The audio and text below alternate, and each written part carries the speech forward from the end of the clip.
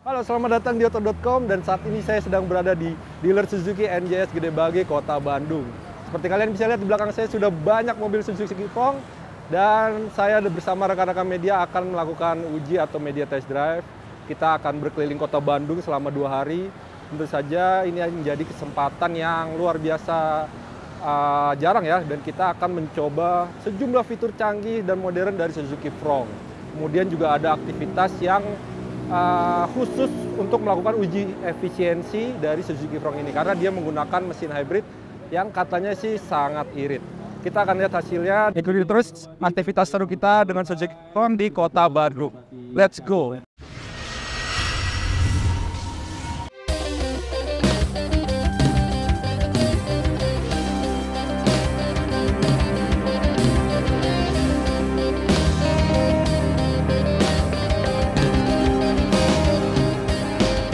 Oke, sebelum kita mulai berkendara, kita akan bahas sedikit ya tentang Suzuki Frong ini. Sebetulnya dia itu, kalau kalian perhatikan dari segi desainnya aja, memang sudah sangat mirip dengan Baleno hatchback ya.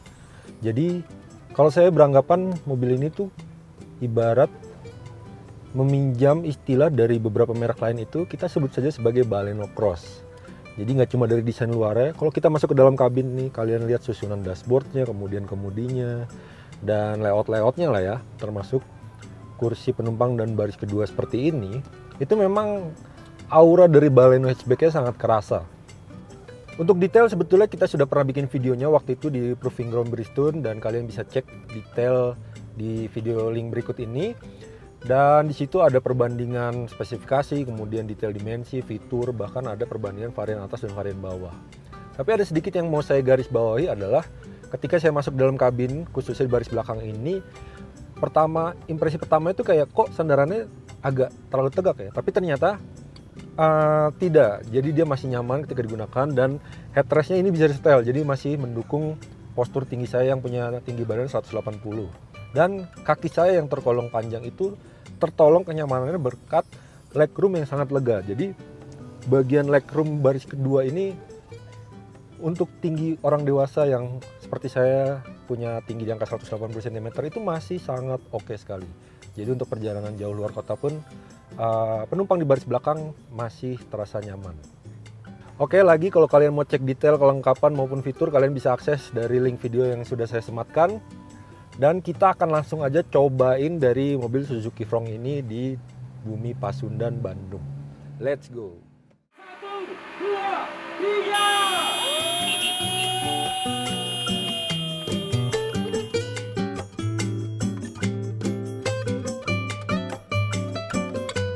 3! Oke, tadi kita sudah melakukan perjalanan dari arah Gede Bage ya. Dan ini sudah nyampe di lokasi tujuan pertama, yaitu Ciwidey. Dan tadi kita jalurnya itu melewati jalan tol, dan kalau kalian pernah ke Bandung ke daerah Ciwidey itu, kita nanjak ke atas dengan ketinggian sekitar 1500 atau 700 mdpl ya. Jadi tanjakan kelokannya cukup oke. Nah, saya akan langsung memberikan impresi dari penggunaan Suzuki Frong tipe SGX, ini tipe paling tinggi ketika digunakan di jalan tol dan jalanan menanjak seperti tadi. Ketika di jalan tol kita fokus pada kenikmatan ya, maksudnya mobil ini nyaman, kemudian kemudinya itu enteng ya, ringan, dia gampang banget diajak kerjasama.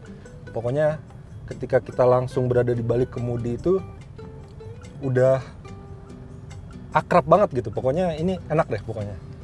Dan tentu saja kalau kalian pernah menyetir dari Baleno hatchback, mobil ini sebetulnya mirip ya dari susunan kabin maupun dari rasa berkendara ya, cuma memang dibikin yang karakternya lebih SUV atau lebih tinggi.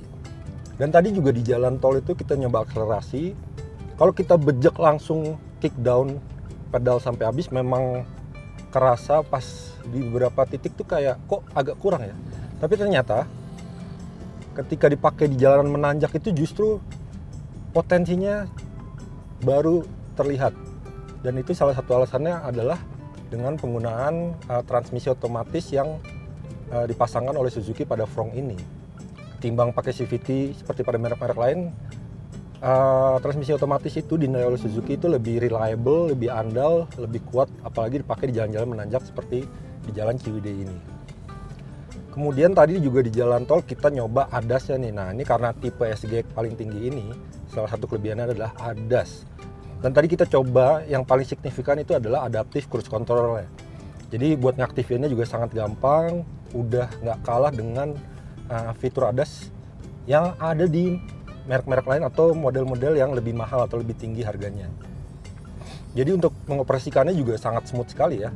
Kita cuma cukup atur jarak atau posisi dan kecepatan, aktifkan tombolnya, dan adaptive cruise control itu langsung bisa bekerja. Dia akan ngikutin kecepatan speed mobil depan, kemudian jaraknya juga kita bisa setel levelnya seberapa jauh atau seberapa dekat. Pokoknya itu penggunaannya smooth banget.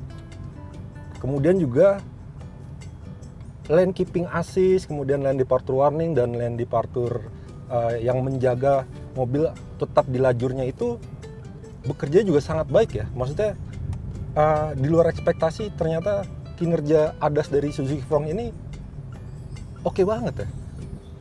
Dan kalau kita lihat harganya, dengan harga yang ditawarkan oleh Suzuki Front, kemudian dia ada ADAS yang cukup banyak, nggak cukup ya, banyak ya, dan performa kerjanya itu oke. Wow banget sih, kita kasih tepuk tangan.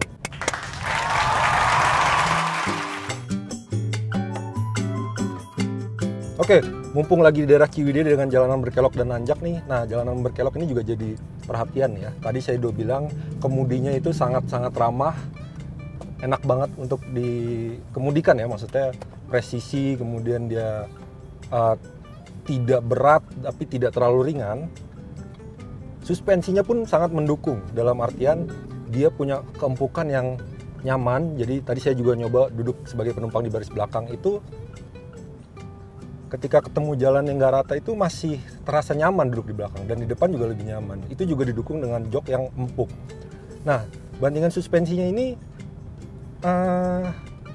apa ya, maksudnya dia ada di bagian yang pas antara menawarkan kenyamanan dari keempukannya, tapi juga dia agile atau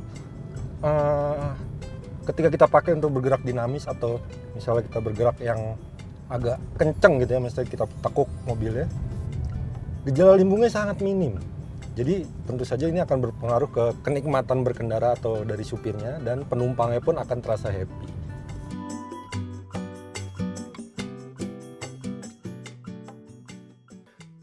Jadi simpulan saya soal rasa berkendara Fronx ini enak.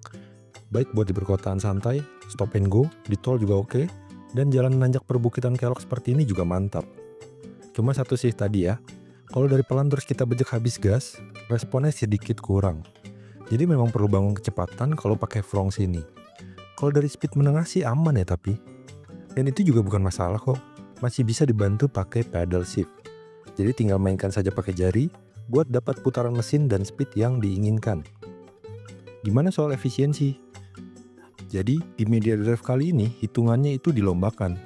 Pakai metode full to full, kemudian tangki dan AC-nya disegel, jadi peserta nggak bisa curang. Rutenya kombinasi dengan 80% jalan tol dan total jarak kira-kira 110 km. Rata-rata yang hybrid atau GX dan SGX itu dapatnya 30-an km per liter, dan yang GL 24 km per liter. Dahsyat ya, tapi itu jelas disengaja. Karena lomba, jadi pakai cara berkendara yang kadang lebih pelan dari nyetir normal sehari-hari.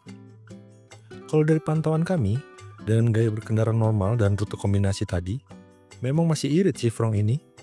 Sempat dapat 25 km per liter di layar MID pas nyetir normal di tol. Boleh banget diadu sama LCGC soal iritnya nih. Setelah 2 hari mencoba Suzuki Front, saya bisa bilang mobil ini sangat layak dipilih.